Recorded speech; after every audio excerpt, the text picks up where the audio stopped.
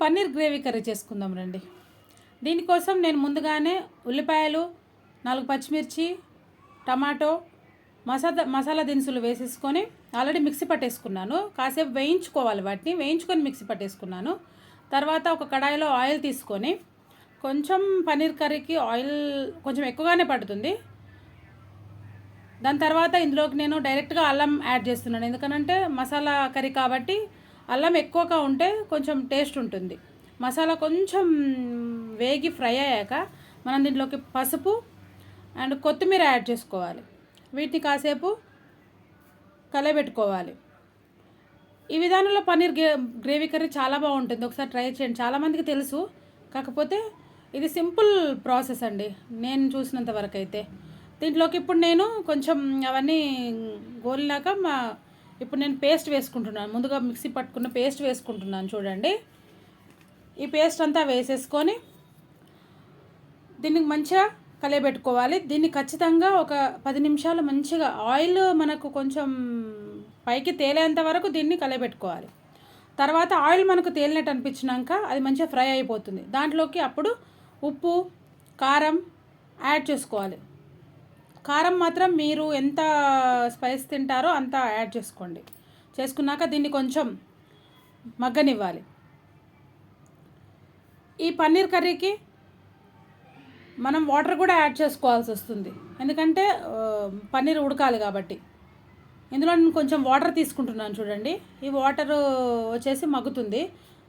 ఇది కొంచెం ఉడుకుతున్న టైంలో మనం ఏం చేసేసేయాలంటే దీంట్లో పన్నీర్ యాడ్ చేసుకోవాలి. నేను ఈ పన్నీర్ని ఎలా తీసుకుంటానంటే ఫ్రై చేసిన పన్నీర్ తీసుకోవట్లేదు, నేను డైరెక్ట్గానే తీసేసుకుంటున్నాను. ఎందుకంటే ఆయిల్లో ఫ్రై చేసుకున్న పన్నీర్ అయితే ఎలా ఉంటుందంటే కొంచెం గట్టిగా అనిపిస్తుంది. ఇలా మనం డైరెక్ట్గా తీసుకుంటే ఏంటంటే అది ఆ పన్నీర్ గ్రేవీతో అది మంచిగా ఉడికిపోద్ది, మసాలాస్ అన్ని దానికి పడతాయి. నేను ఎక్కువ మొత్తంలోనే ఈరోజు పన్నీర్ చేస్తున్నాను.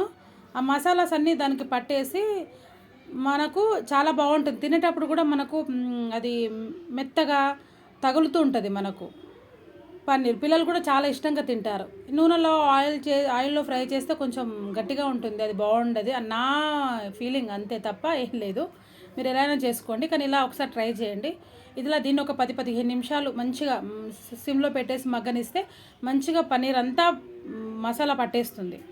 తర్వాత దీంట్లోకి కొంచెం కసూరి మేతి యాడ్ చేసుకోవాలి మనం స్టవ్ ఆపే ముందు.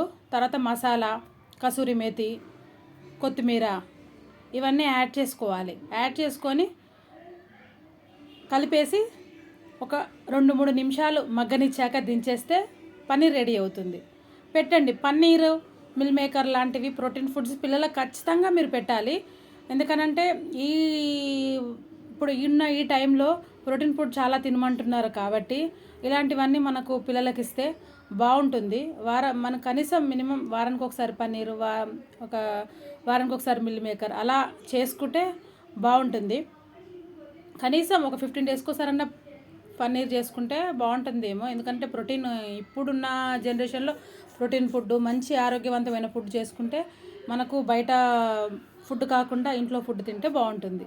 ఏమంటారు చెప్పండి, కామెంట్ చేయండి, లైక్ చేయండి.